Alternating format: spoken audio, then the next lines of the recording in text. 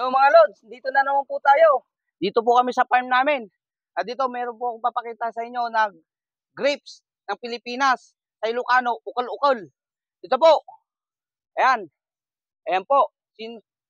Shout out po sa nakakalam niyang mga prutas na yan. Grapes sa Ilocano, ukol-ukol. Ayan. Masarap po yan na isaw-saw sa bagong Ilocano na may sili. Oh, ito. Ito po ang pinaka-the-best yan. Ito pong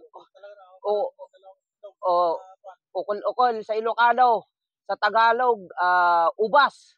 Ugas sa Pilipinas. Ito po, ganyan po ang ano nito. Ito. Ayan. Ayan po. Ayan. Ito po. Masarap. Kulang pa. Kulang ba? Masarap talaga to. Dami oh, daming bunga.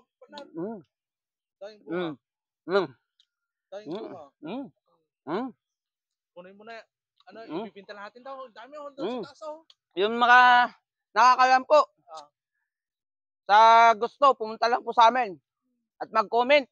At bibigyan ko kahit isang sako po niyan. Okay po. Geng-geng po. May sili pa. Okay, Messenger.